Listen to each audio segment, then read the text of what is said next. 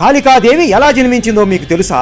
రక్తబీజుడి అన్న అయిన మహిషాసురుడిని దుర్గమ్మ చంపేస్తుంది. అందువలన రక్తబీజుడు కోపంతో ఇంకా శక్తివంతుడులా మారాలి అని శివుడికి కఠోరమైన తపస్సు చేయడం మొదలు పెడతాడు. శివుడు ప్రత్యక్షమయ్యి ఏం వరం కావాలో కోరుకో రక్తబీజ అని అనగా, నా రక్తం బొట్టు నేల మీద పడిన ప్రతిసారి ఆ రక్తం బొట్టు నుండి నాకన్నా రెట్టింపు శక్తివంతుడైన మరొక రక్తబీజుడు జన్మించాలి.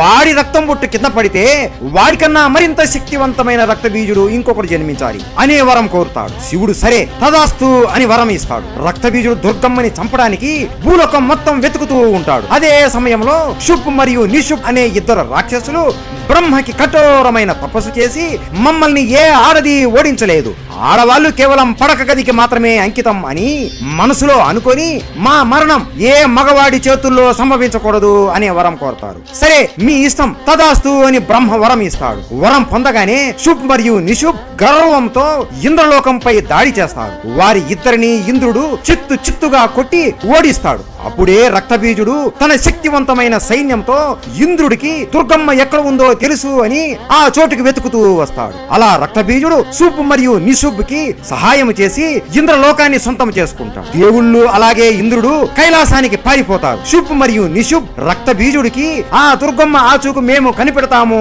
అని చెప్పి వాళ్ళ సైన్యాన్ని కైలాసానికి పంపిస్తారు. శివుడు ధ్యానంలో ఉండడంతో పార్వతీదేవి దేవతల కష్టాలు అన్ని వింటూ ఉంటుంది. ఎప్పుడైతే ఆ రాక్షసులు పార్వతీని చూస్తారో ఈ ఆడదే దుర్గమ్మ అని వెళ్లి శుభ్ మరియు నిశుభ్ కి చెబుతారు. మొదటిగా శుభ్ మరియు నిశుభ్ యుద్ధానికి కైలాసానికి వెళ్లి పార్వతీదేవిని మాతో మా రాజ్యానికి వచ్చి మా పడక గదికి ఎక్కు అని ఆమెను అవమానిస్తారు. ఇదంతా కైలాసంలో ఉన్న దుర్గమ్మ వింటుంది. అప్పుడు దుర్గమ్మ ఆమె శక్తిని మొత్తం శివుడి గొంతులోకి పంపుతుంది. శివుడు మెల్లగా కళ్ళు తెరిచి మెల్లగా నోరు తెరుస్తాడు. దుర్గమ్మ అంశం శివుడి గొంతులో ఉన్న విషంలో కలిసి శివుడి నోటిలో నుండి ఒక దివ్యమైన వెలుగు ఉన్న శక్తి బయటికి వస్తుంది. ఆ శక్తి నేరుగా వెళ్లి పార్వతీదేవిలోకి చేరుకుంటుంది. ఒక్కసారిగా పార్వతీదేవి ఒంటి నుండి దివ్యమైన శక్తి వస్తుంది. ఆమె గట్టిగా అరుస్తూ పిడికిలి గట్టిగా బిగిస్తుంది. తెల్లగా ఉన్న పార్వతీదేవి చర్మం అంతా ఒక్కసారిగా నల్లగా మారిపోతుంది.